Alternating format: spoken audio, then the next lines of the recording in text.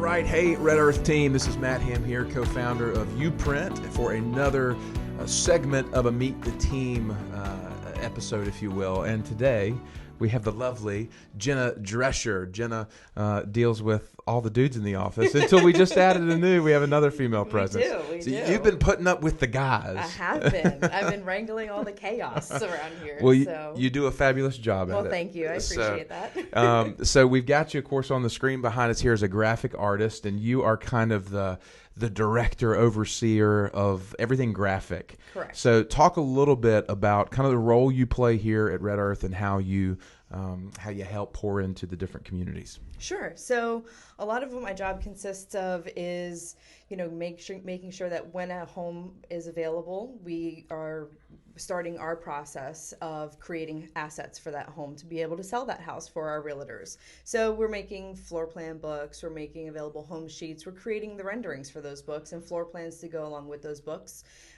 for each of our lots that come available. So it's all about making sure that what is on the blueprint lines up with what's on the screen. Mm-hmm. And that's really important as a graphic designer to be able to make those two things marry each other really well. Well, you do a phenomenal job at it, because I see these things and, man, everything's just so professionally done. How did you get into the world of graphic art? Like, where did that begin for you? Actually, in the Marine Corps. Really? Yes. Okay.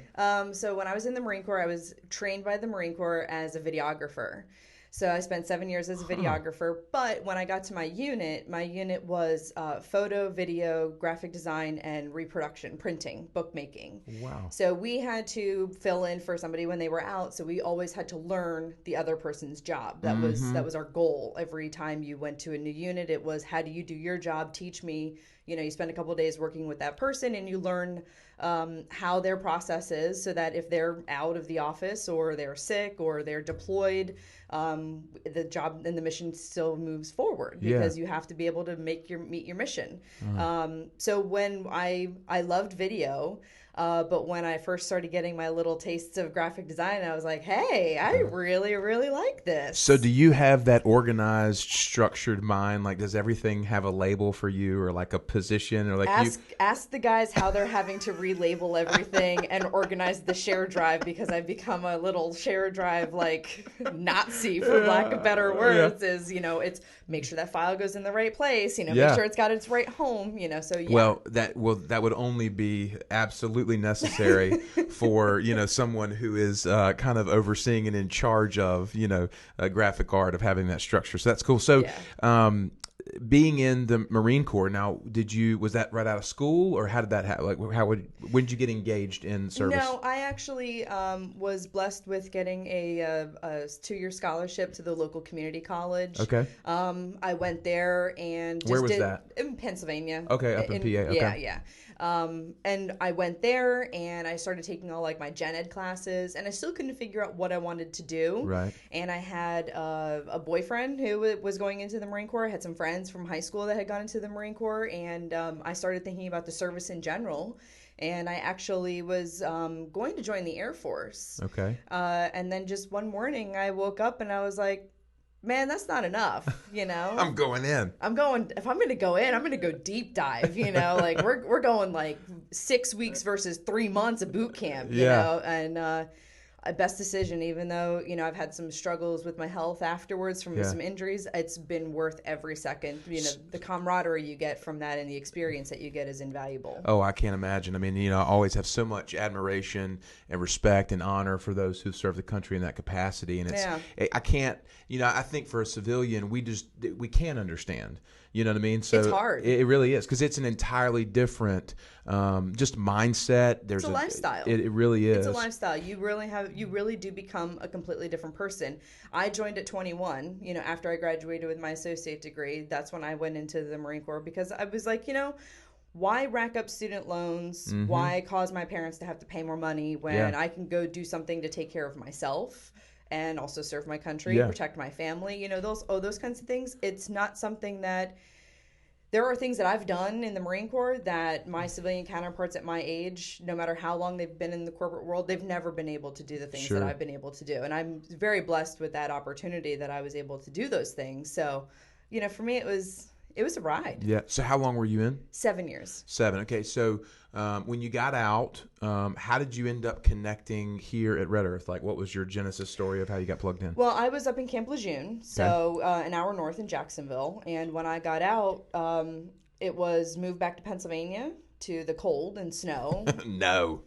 Sorry to our Pennsylvania brethren. No.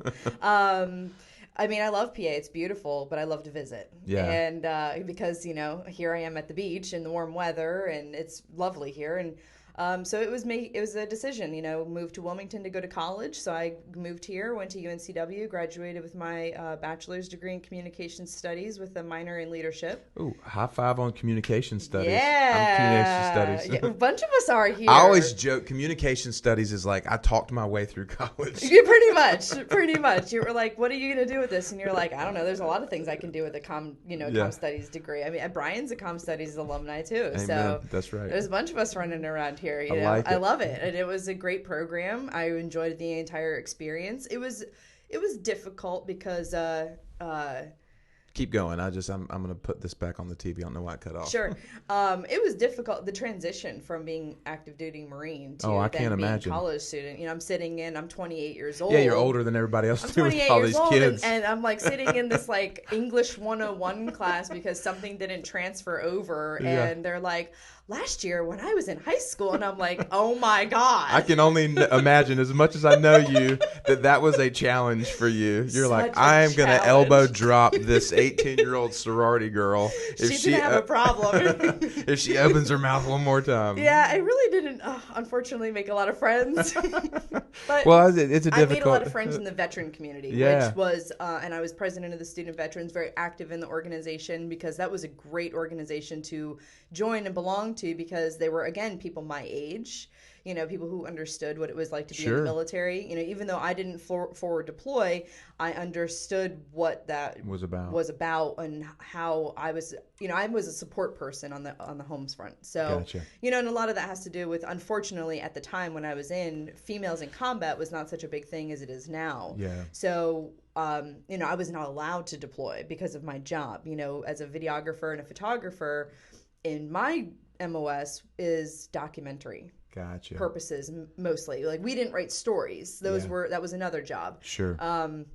Now it's, it's where, you send the men to be embedded into an infantry unit. Yeah, you're talking 500, 800 man unit. They're not going to send a lonely female in, Now things have definitely changed, and I don't know what the operating procedures are now. Right. But, at that time, that was just not something that we were able to do, but that doesn't mean that you don't understand what's happening. Yeah, what's going on. Yeah, exactly. Absolutely. So when you got out of UNCW, how did you get connected? Did you come straight? No, I've been here in Wilmington for a few years, so it was just trying to figure out, what I wanted to do with my comm degree, where I wanted to go with it. And for me, it was, I kind of lost my way a little bit, and I started becoming really active with my American Legion organization. Okay. And they kept asking me to make flyers for them.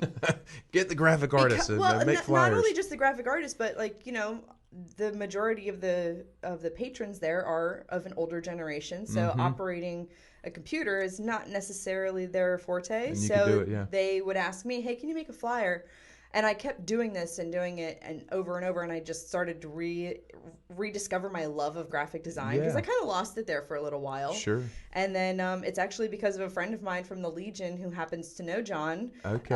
That John posted on his Facebook page that he was looking for a graphic designer. And awesome. Friend calls me up and says, "Hey, check it out. Are you looking for a job by chance?" And I'm like, yes. Yes. So, yes, I am. So when did you come on board with Red Earth? Middle of October of 2019. So I feel like most of the work that's been going on from then until now is really getting foundationally things set up and reorganization. And you've played a huge role in that, and then starting to get everything streamlined from the processes of being able to get the renderings out and the floor plans and all the different things that you guys do. Yeah. So where do you see kind of moving forward? Like what do you get excited about? Like what are you looking forward to?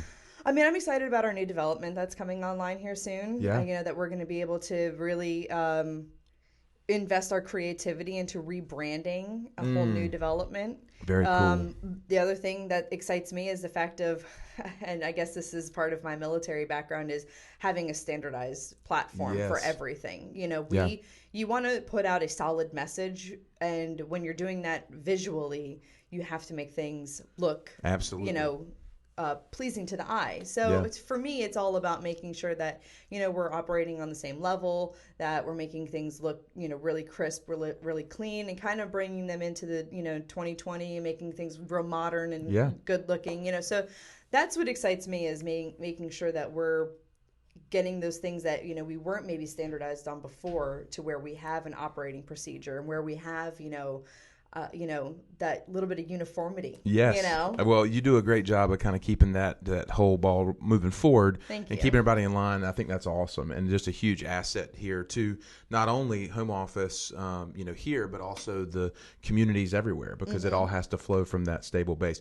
So, kind of wrapping up, when you're not graphic arting at the Legion or whatever, like, what about Jenna? Like, are you a music person, a movie person? I see you got your earpods in. You put your earpods in and you start hammering away.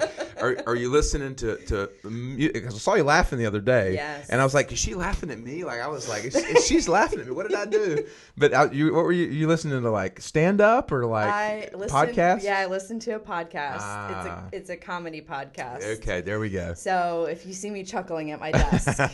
So do you a podcast, like that's your thing? Like, you just love listening to podcasts? I mean, for me, it's, you know, I can't be graphic designing and watching something at the same no time. doubt. That just doesn't work out. So being able to hear something, so whether it's podcasts or music, that I switch between the two, just kind of depends on my mood for the day. You know, if I'm kind of you know, down, I want to laugh a little bit, I'll listen to the podcast. If I feel like just raging out, you know, I'll listen to, you know, my hard rock music that I listen to. I love the music preferences among the group. Like, that's what I see. You know, like, you got Brian's the 80s boy, you know, then you got the Mr. Sublime down here, and Frank Sinatra Steven's listening to. You're listening to rock metal. You know, it's like Metallica. Well, you know. Not that much. It's all good. It's all good. And I'm here listening to Hall & Oates or something, you know. So. It's all a and great John's mixture. got his 90s back here. Yeah, absolutely. Such an eclectic group, but it's good stuff. Well, Jenna, thanks so much for your time. Yeah, absolutely. Guys, Jenna Drescher, graphic artist, and she keeps us all in line. So